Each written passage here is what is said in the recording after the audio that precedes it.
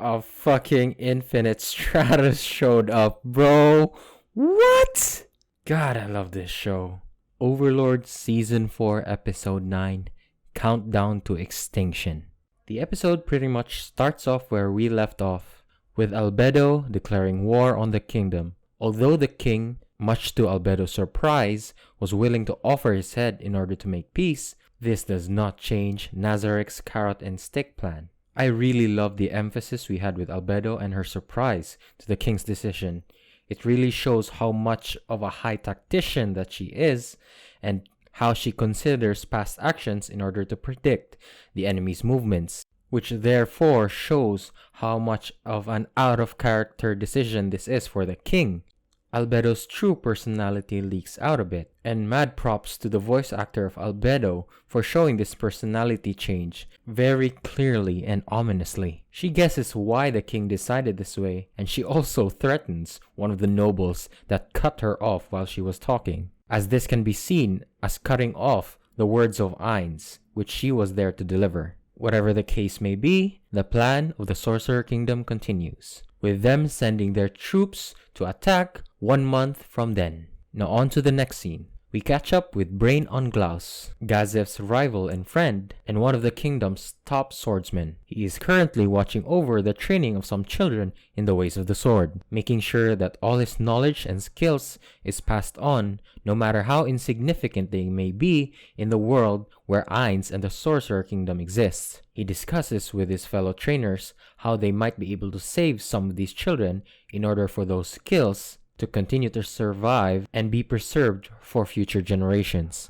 The scene pretty much depicts two things. Brain on Glaus is currently holding on to one of the kingdom's magical treasures, the sword named Razor's Edge, one of the few things that might be able to damage Ainz. And second, how everyone is being affected by this war, and how everyone is making contingency plans on how to survive or at least allow their children to escape. Now on to our next scene. A month has passed and we catch up with Ainz and the floor guardians of Nazarick. They are currently discussing the progress of their battle plans, with Ainz praising Demiurgus for successfully keeping their military operations covert, and praising Albedo for successfully having some of the kingdom's nobles defect to their side. Do note, for the entirety of the month leading up to the war today, Ainz and his military have been attacking key cities and towns all around the kingdom. This is to ensure that all supply routes are cut off from them and that there are no surprise support armies that show up on the day of the war. Very brilliant planning coming from the side of Ainz and the floor guardians. I sort of wish we could have seen these attacks as they are depicting that it was some sort of crazy massacre where the people basically had zero chance against them, which would have been a good insight as to how dark this series can be. But I'm guessing the producers and directors are leaning more towards the fantasy side of this light novel series rather than the darker, more adult tones. Now the floor guardians notice something in the battle reports. It seems like in these strategic attacks, Ainz allowed some humans to escape, which is something Nazarick and his floor guardians are not very fond of. Remember that most of Nazarick is negatively inclined, karma-wise, and how they have a great distaste against humans, which they see as lesser beings. So they ask Ainz for the reason for letting some of these people escape. Ainz replies that all their questions are reasonable, and in order to get their answer, they'll have to pay close attention to the next battle. Then we see Ainz nervously plucking his feather pen, knowing that deep down, the guardians would disagree with his decision. Politely, of course. They're still very loyal to him. Now on to the next scene, which is a quick flashback as to why Ainz decided to let some people escape from their previous military attacks. We also get a sneak peek on an unseen area of Nazarick, the 5th floor, known as the Frozen Prison. Now, we see Ainz walking with Sebas, discussing how one of the NPCs wanted to speak with him directly. Now normally, any NPC that wishes to speak with Ainz usually does so in his working office or the throne room itself. But this is a special case because this NPC was imprisoned there by Ainz himself. Now a quick explanation as to why this NPC was imprisoned. Now in one of the previous seasons where Ainz, as part of his military plans, attacked some towns or cities. And remember when I said most of Nazarick's NPCs were negatively inclined karma-wise? Well, there are some NPCs which are positively inclined, meaning they're good. So they had some qualms about some of the people being attacked and massacred like that. But of course, they're still loyal to Ainz and the Tomb of Nazarick. So it's highly unlikely that they're literally gonna go against Ainz and or his plans. But they did decide to go out of the tomb and try to save some children from one of those massacres. Of course, they get caught, and Albedo, being the managerial superior to everyone in the Tomb of Nazarick, gets pissed because this action can be seen as literally going against Ainz himself, a quote-unquote supreme being. But of course, Ainz understands why they did this because he knows their creators, fellow players of Nazarick, and he understands that they are positively inclined karma-wise. The two NPCs were only doing what in their eyes was the right thing, and of course Albedo wants them executed for quote-unquote going against Ainz. So Ainz makes a compromise between the two and decides to imprison her instead. Now, who are these two NPCs, you ask? Well, is none other than the anthropomorphic dog maid herself, Pestonia. And the second is the long-awaited reveal of Albedo's older sister herself, Nigredo. Now, if you want to know more about Albedo's sisters and their roles in the Tomb of Nazarick, you can check out Aninew's video on that topic. Link will be in the description. Now, might I just say, her face reveal was super smooth and well executed. Now, I don't know if there was some kind of heavy mix with 3D and 2D here, but the way she pans her head up to reveal her misshapen, skinless face was just super clean. I just loved it. And it shows that the series is very dedicated to putting in those details in order to bring you into the world of Nazarick and Overlord. Her design is also very cleanly brought over from the light novel, where she is described as basically being designed to look like the Grudge, but with scissors meant for stabbing. Now, enough of that, back to the scene. So Ainz asks Pestonia and Nigredo their purpose for this meeting. Nigredo replies politely, "Would it be possible to stop the senseless massacring in the kingdom?" Quite the contradiction to her evil looks. But she is designed to be this way, to look very threatening and evil, but deep down is one of the kindest NPCs you'll ever meet in the Tomb of Nazarick, and possibly the entirety of the series. Ainz replies this is impossible, as these actions are meant to strengthen and protect Nazarick and every inhabitant inside from this unknown and quite possibly hostile world.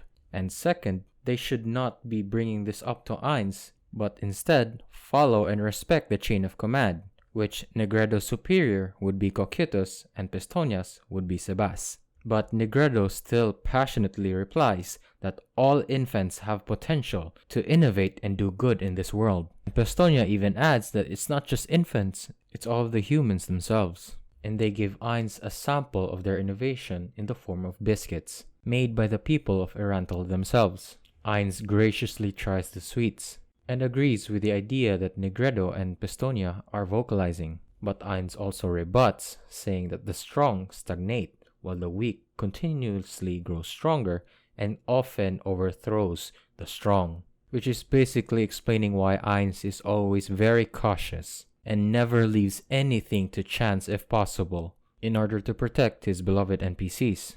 Pestonia and Nigredo sit there quietly and acknowledges this. Sebas then looks at Ainz and thanks him for the time he gives to Pestonia and Nigredo. And as they are about to leave, Pestonia quickly stands up and makes one last request. Pestonia asks that in their carrot and stick plan, would it be possible to allow some of the people to escape during their military attacks, so as to serve as a warning to anyone who dares defy the Sorcerer Kingdom in the future, and allow the spread of the name Ainz Ul Gown throughout the world. Ainz agrees, and we're now back to the present, where Ainz is worried that the Guardians disapprove of his decision of letting some people live. But he reassures himself, saying that if he wants the peaceful utopia for his kingdom, he's going to have to consider the ideas and opinions of the opposite side of the spectrum, people like Nigredo and Pestonia. Now on to the battle. we get our first look at the port city, Inile. The city is bright, vibrant, and refreshing, a counter to the previous scene in Nazarick where everything is darker and more nefarious in terms of the vibe. The city count, named Naura, along with some mithril-level adventurers, are looking at the undead horde that is approaching the city and readying to attack. The city count Naura is boosting their morale and offering rewards to everyone who is fighting in this war. He offers this very laid-back and refreshing personality that we haven't seen in the series for a while now. And I really like that, considering how in a different perspective, this day should be very dark as they are about to be invaded by a horde of zombies and 2 undead knights, each capable of leveling cities. And after a quick introduction to a very hot and also very crazy pink-haired lady join the list, the battle ensues and the Death Knight breaks through the front gate first. The Mithril adventurers put up a solid fight. I'm guessing they're close to the level of Gasef and Brain Anglaus since they're pretty much able to keep up with the Death Knight. But of course, not for very long. Especially now that the dual sword wielding Death Knight is there as backup. As the Mithril adventurers' inevitable deaths draw close and they prepare themselves for the worst, the craziest thing just happens. In this fantasy world, in this fantasy fight full of magic, you suddenly hear a gunshot straight through the head of the Death Knight. Then it looks up, and what do you see? A freaking infinite Stratos / GUNDAM in the air with a machine gun. Like, what? That thing then continues to fire a barrage and disintegrates the first one. Now the dual-wielding Death Knight tries to put up a fight, but of course it doesn't last long against a machine gun from a freaking robot in the air. It makes mincemeat out of the 2 Death Knights, which is the first time we've ever seen anything like that in the series. The Mithril adventurers look up and notice that that thing in the air is actually an adamantite level warrior / adventurer, the same level Ainz has as his fake persona as Momon. But whoever this guy is, he's clearly on another level than anything we've ever seen in the series. As if you recall, the Blue Roses, who are also adamantite level warriors, struggled to keep up with the undead forces we saw in the previous seasons. And of course, they don't have freaking machine guns. I actually first thought this was Shaltir in some kind of crazy twist in Ainz's plans. But as the scene cuts back to Nazarick's tomb, we see that as Ainz and the Floor Guardians are watching the entire event through the spy mirror, we see that Shaltir is right there. So what is going on? Now the Mithril adventurers note that this guy in the air is a member of a group called Vermilion Drop, which is a dope name for an adamantite group. Then the ending music kicks in while everyone in the Tomb of Nazarick is in shock at just what happened, and Ainz simply states, Now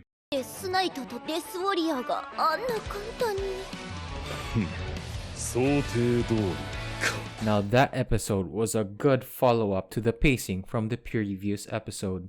Even though I would like to know more about Negredo's current situation, I can certainly say that I am good with focusing on the political plots as well as getting to the battles as quickly and cleanly as efficiently as possible. And I am most certainly interested in this new group called the Vermilion Drop, as they seem to be the group that's gonna bring some sci-fi tech into the series somehow. So I want to see that explanation / confrontation with the Sorcerer Kingdom. So, what was your favorite part of the episode? Leave your thoughts and ideas down below in the comment section. Leave a like, subscribe, and all that YouTube SEO stuff. And I'll see you all on the next one.